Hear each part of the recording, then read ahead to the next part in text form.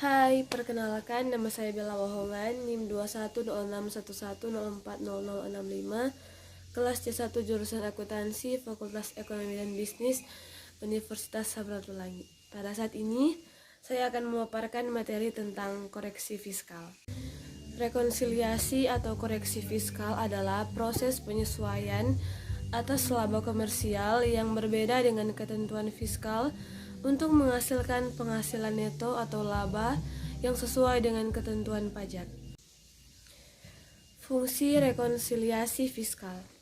Adanya rekonsiliasi pajak atau koreksi pajak mempunyai sebuah fungsi sebagai penyesuaian terhadap transaksi sesuai dengan sistem akuntansi keuangan dan peraturan dalam perpajakan yang berlaku.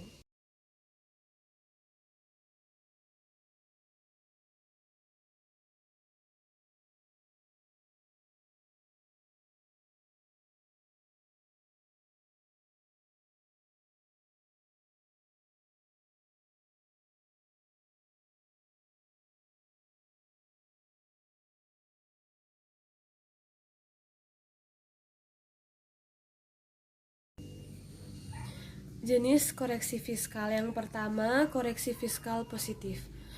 Koreksi fiskal yang mengakibatkan laba fiskal bertambah atau rugi fiskal berkurang sehingga laba fiskal lebih besar dari laba komersial atau rugi fiskal lebih kecil dari rugi komersial. Faktor yang menyebabkan koreksi fiskal menjadi positif. Yang pertama, beban biaya dalam kepentingan pribadi wajib pajak. Yang kedua, imbalan atau penggantian terkait dengan pekerjaan atau jasa. Yang ketiga, dana cadangan. Yang keempat, kelebihan pembayaran kepada pihak yang mempunyai hubungan istimewa terkait dengan pekerjaan yang dilakukan. Yang kelima, pajak penghasilan. Yang keenam, harta yang dihibahkan. Yang ketujuh, pembayaran gaji kepada pemilik. Yang kedelapan, sanksi administratif. Yang kesembilan, selisih penyusutan atau amortisasi komersial. Dan yang ke-10, biaya dalam menerima, menagih dan menjaga penghasilan yang terkena PPh final. Yang ke-11, kesesuaian dengan fiskal positif lainnya yang tidak berasal dari faktor yang sudah disebutkan. Jenis koreksi fiskal yang kedua, koreksi fiskal negatif. Koreksi fiskal yang mengakibatkan laba fiskal berkurang atau rugi fiskal bertambah sehingga laba fiskal lebih kecil dari laba komersial atau rugi fiskal lebih besar dari rugi komersial. Faktor yang menyebabkan koreksi fiskal menjadi negatif. Yang pertama, selisih komersial di bawah penyusutan fiskal. Yang kedua, pendapatan yang terkena PPh final serta penghasilan tidak termasuk objek pajak tetapi termasuk dalam peredaran usaha. Yang ketiga, penyusutan fiskal negatif lainnya. Perbedaan laporan keuangan komersial dan laporan keuangan fiskal. Perbedaan laporan keuangan komersial dengan laporan keuangan fiskal berdasarkan pembebanannya dapat dibedakan menjadi dua macam, yaitu yang pertama, beda tetap. Beda tetap yaitu biaya-biaya yang dikeluarkan oleh perusahaan yang tidak boleh dikurangkan pada penghasilan kena pajak. Beda tetap diakibatkan oleh transaksi yang diakui wajib pajak sebagai pendapatan atau biaya sesuai dengan standar akuntansi keuangan. Rekonsiliasi beda tetap membedakan antara laba kena pajak dengan laba akuntansi sebelum pajak yang muncul karena transaksi yang mengacu pada undang-undang perpajakan tidak terhapus dengan sendirinya pada periode lain. Contoh biaya pajak penghasilan, biaya sumbangan, biaya sanksi perpajakan. Contoh penghasilan, sumbangan, penghasilan bunga, deposito, dan hibah. Yang kedua, beda waktu. Beda waktu yaitu perbedaan pembebanan suatu biaya di mana jangka waktu pembebanannya berbeda. Beda waktu disebabkan oleh bedanya waktu antara sistem akuntansi dan sistem perpajakan. Jadi, transaksi yang menurut akuntansi komersial dan pajak sama, tetapi perbedaan terletak pada waktu lokasi biaya. Contoh biaya sewa, biaya penyusutan, contoh penghasilan, pendapatan lebih selisih kurs. Tujuan dari koreksi fiskal.